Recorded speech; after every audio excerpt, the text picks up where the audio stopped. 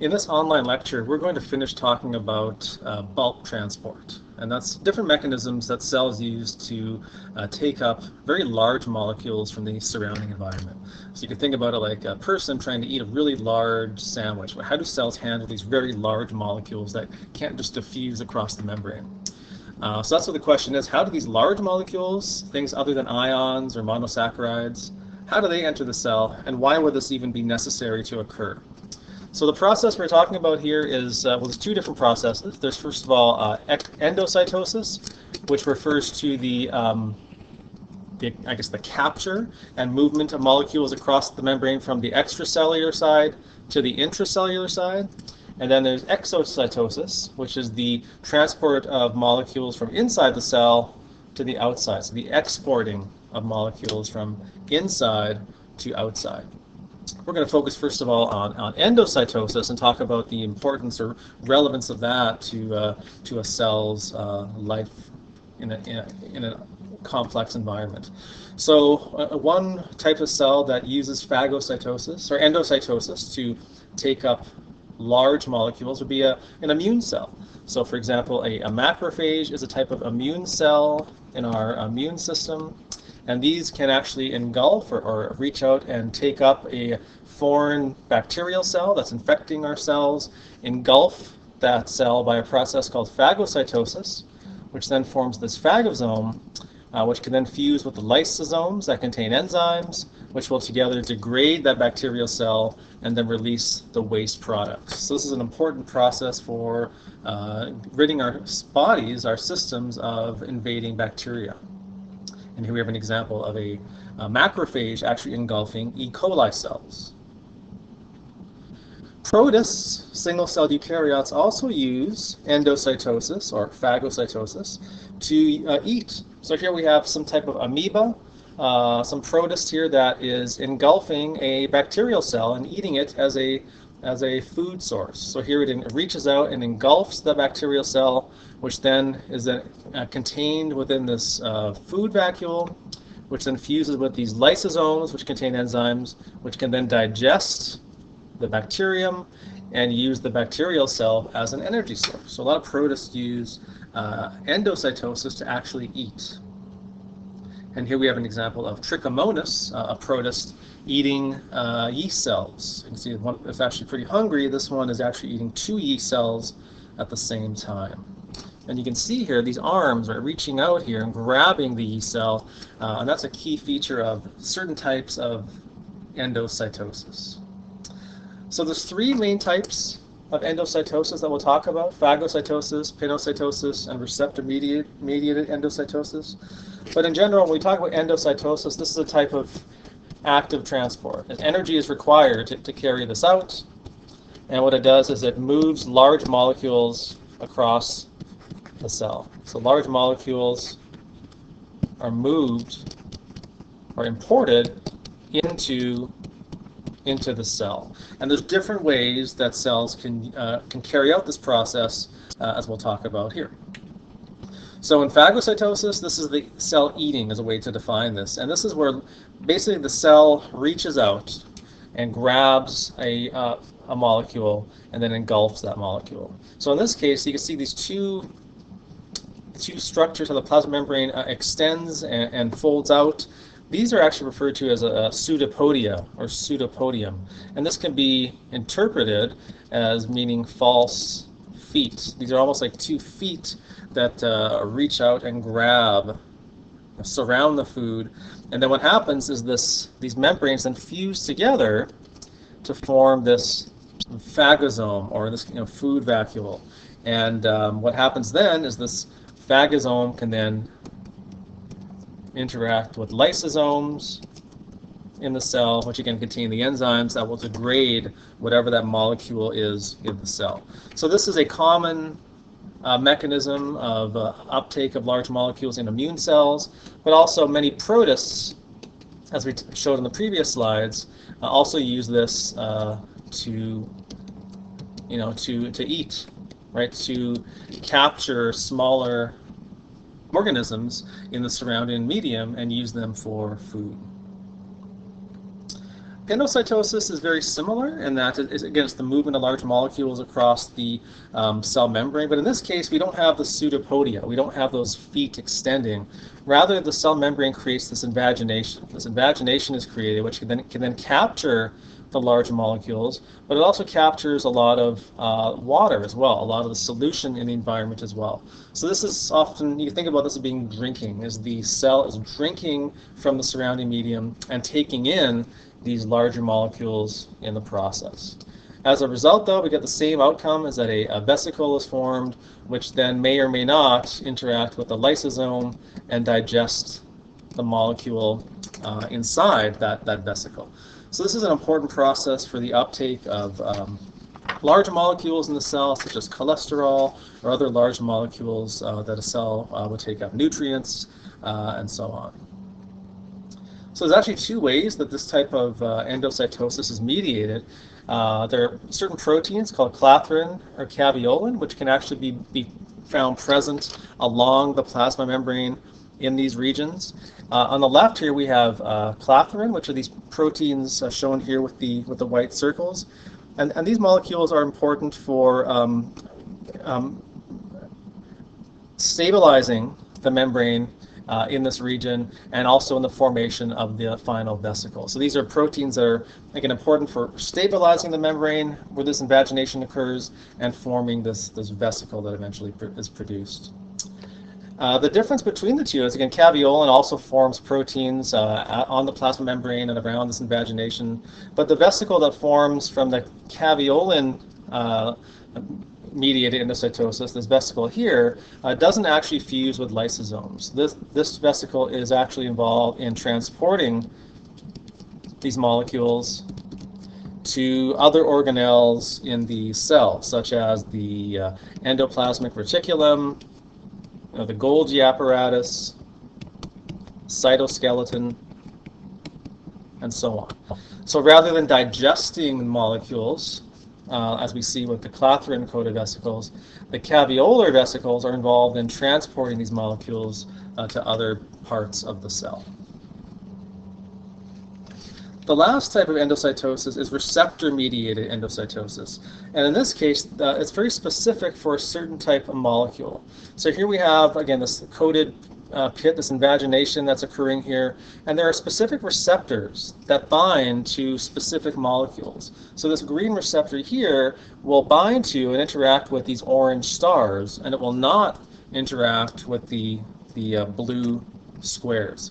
So as a result, through endocytosis, the vesicle that forms is very specific for one type of molecule through the interactions between the receptors and the molecules in the cell. So this is important for the uptake of specific molecules such as cholesterol in our cells. So this is a slide from earlier in the course when we talked about cholesterol. The cholesterol is a lipid, a very important part of the plasma membrane. What happens is that for cholesterol to be taken up or transported in our cells, lipoproteins, right? These are proteins that are lipid and protein complexes transport cholesterol through our bloodstream. So there are two different types of lipoproteins. There's the LDL lipoproteins, which transport cholesterol to different parts of the cell, and then the HDL, which transport cholesterol to the liver for export. So again, LDL, this transports cholesterol to cells in the body. So cells that need cholesterol. HDL transports cholesterol to the liver. So when we have a lot of cholesterol, HDL will transport it to the liver, where then the cholesterol can be removed from the body. So when our bloodstream has high levels of LDL, that indicates there's an excess of cholesterol in our bloodstream, and that can then lead to the buildup of these LDL cholesterol complexes, which form plaques, which can then lead to blockages in our bloodstream. So when we think about the uptake of LDL lipoproteins or LDL cholesterol in our cells, what happens in this case is there are receptors along the plasma membrane that recognize specific molecules on the LDL proteins. So these LDL particles actually have a protein called ApoB, which interacts with these receptors. So again, maybe it's a little too much detail. That's not the main thing. Is that these receptors on the surface interact specifically with the LDL proteins. As a result, the cell can then take up these lipoproteins and cholesterol molecules, which could then be digested, and then cholesterol proteins can be released into the cell. These receptors and clathrin molecules can then be recycled back to the membrane and reused again. So just an example of endocytosis, receptor-mediated endocytosis. It's important in our cells, for example, for taking up large molecules like cholesterol from our bloodstream. There's a couple of videos. I'll have a link with these videos that you can watch to illustrate this process in more detail, this receptor-mediated endocytosis in our cells. So those are the three types of endocytosis, the uptake of cells. We also have to revisit the idea of exocytosis, that occasionally molecules within our cells are exported. And it's a similar process, and that rather than the membrane producing a vesicle, in this case the vesicle actually fuses with the membrane and then exports the molecules from the cell. So that's referred to as exocytosis. And this is a common mechanism used in the release of neurotransmitters between neurons. So these are neurotransmitters. These are chemicals, for example, here that are involved in the transmission of signals from one neuron. Here we have a neuron here, so we'll call that neuron 1, and here's neuron 2. Neurotransmitters transmit signals from one neuron to the other. So for the neurotransmitters to be released, there's several processes that are required here. In this case, calcium is taken up, and this triggers the neurotransmitter to fuse with the plasma membrane. So that's what's shown here on the next slide. Is these vesicles here, these synaptic vesicles, fuse with the plasma membrane and release the neurotransmitters by exocytosis.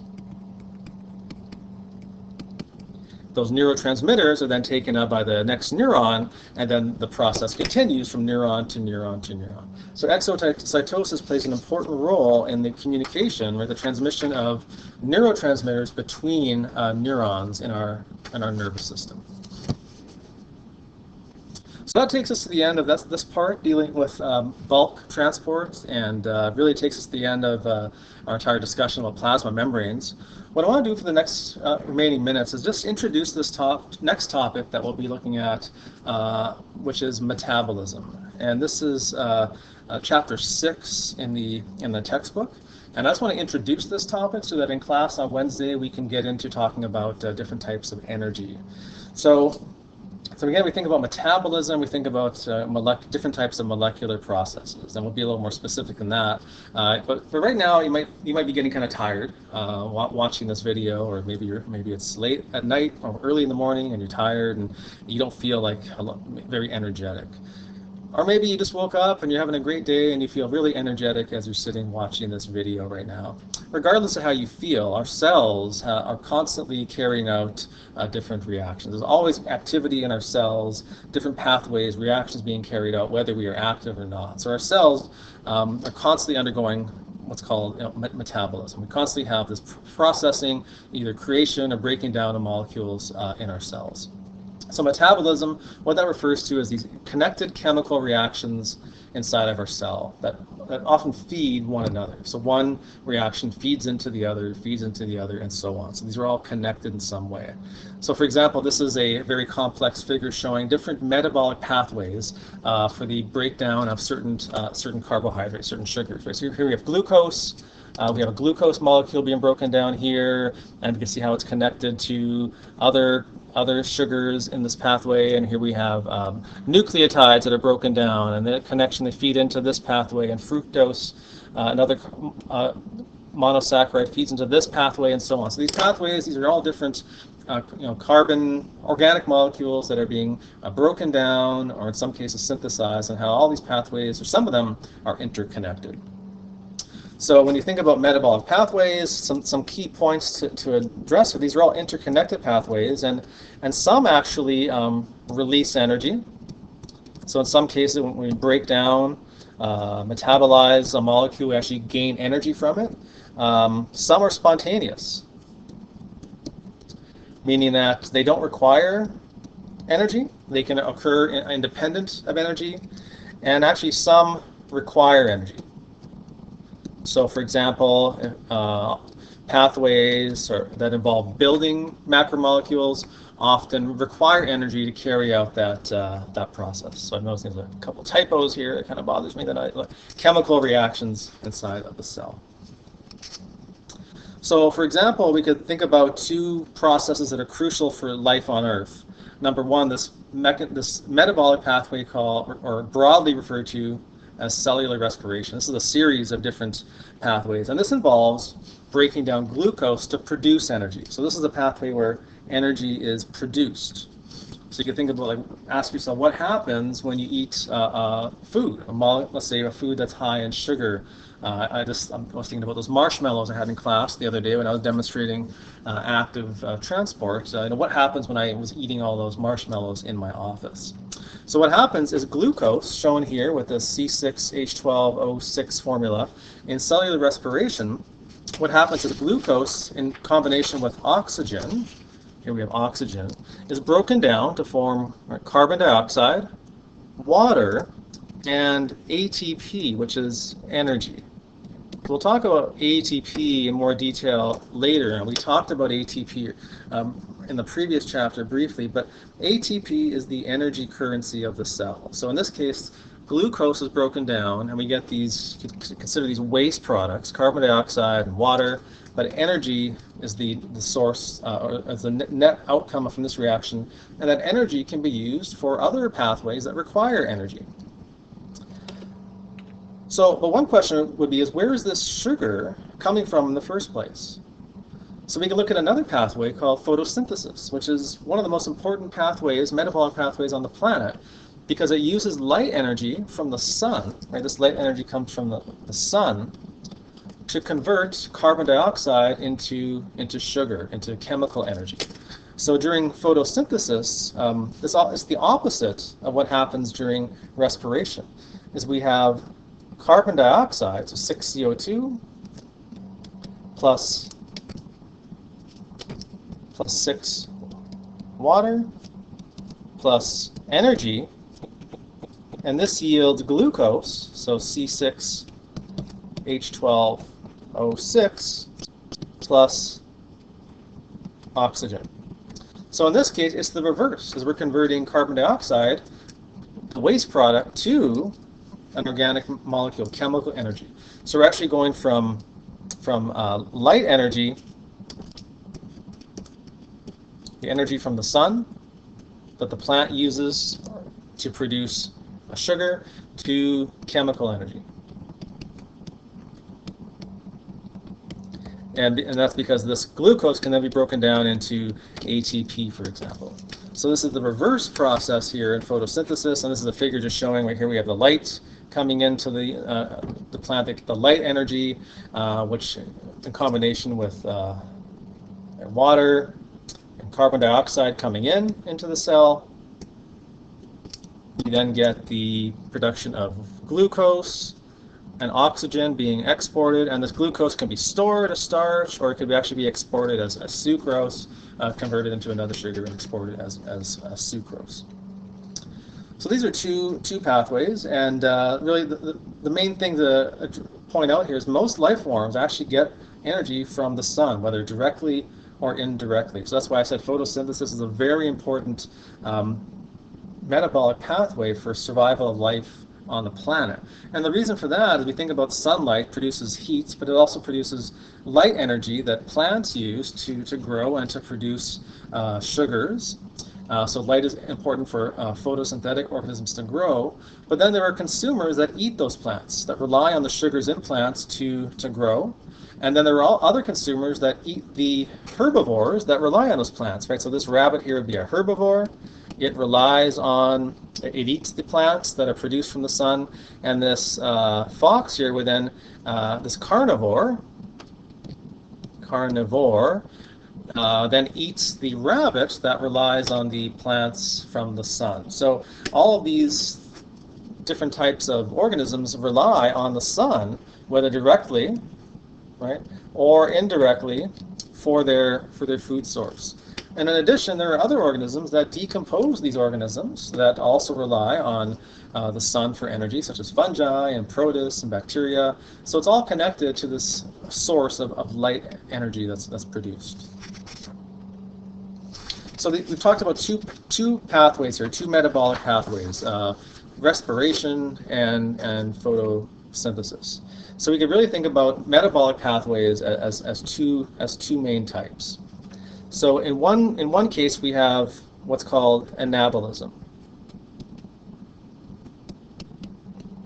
And what this refers to is the assembly of small molecules into larger ones. So in this case we have these circles into larger ones. So in this case we have these circles that are assembled together into this larger complex. So the key here is that energy is required. And that's what's shown here. This energy here is required to put these smaller molecules together to form a larger molecule. In contrast, we also have catabolism. And this refers to the breaking down of larger molecules into smaller ones.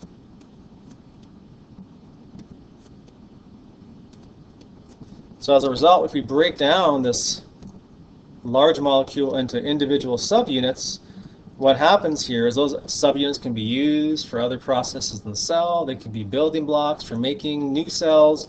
But as a result here, energy is released. So you can think about when we eat food, we break down these molecules and we get energy. And that's because as these bonds are broken between these different molecules, these bonds hold energy. So when we break these molecules, that releases energy, which can then be used for other processes, such as building new molecules. Right? So these two pathways here, the anabolic and catabolic pathways, feed into one another in many ways through the production or the requirement of energy. So in our previous example, we think about photosynthesis and respiration. Right? Photosynthesis would be an anabolic pathway.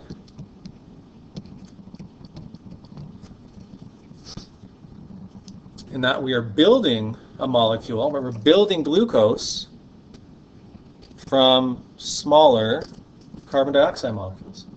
So this glucose is a much larger molecule than the individual carbon dioxide that it came from. In contrast, right, so again, energy is also required. Photosynthesis requires solar energy. So we have the energy requirement, right, the large molecule produced from the small components. In contrast, respiration is catabolic, in that we're going from a large molecule and breaking it down to a smaller molecule. And as a result, we have the release of energy. Energy is actually released in this process. So these two pathways that are essential for life on this planet, again, are catabolic in that they produce energy, and anabolic in that they require energy. So you can see how these two rely on one another for them to be continually carried out.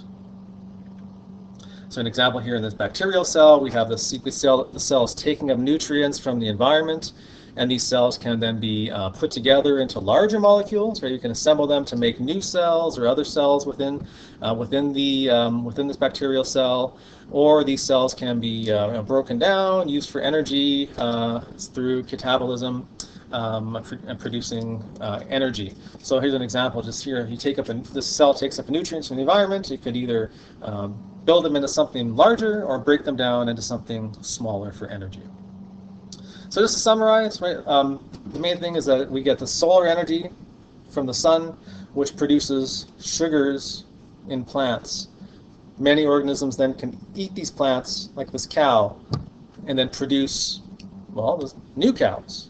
Continue to grow, produce new cows, or produce other types of, in this case, milk that we rely on for food, or the cow that many, I shouldn't say everyone, but that many people rely on for food, and that other animals rely on for food as well. So this all comes back to this solar energy, that the sun is obviously very important for sustaining life on this planet, even though, animals directly do not require solar energy to carry out these metabolic pathways. So this leads to the end of this online lecture. I think we've talked a lot about energy, and what I'd like to continue with in class on Wednesday morning is talking about what energy is, and what is energy, and what are the different types of energy, and we'll continue our discussion from there. So we're going to talk about potential energy, kinetic energy, and chemical energy. So what I'd like for class on Wednesday is that you have a good understanding about just this introduction to metabolism, as we'll be continuing to talk from this point on about energy. So I hope this was helpful, and I hope that if you have any questions, you can contact me. I'll be back on campus on Tuesday morning, and of course I have office hours from 9 to 11 on Tuesday morning, and we'll be back on class on Wednesday. So I hope you all are having or had a good fall break, and I will see you in class on Wednesday.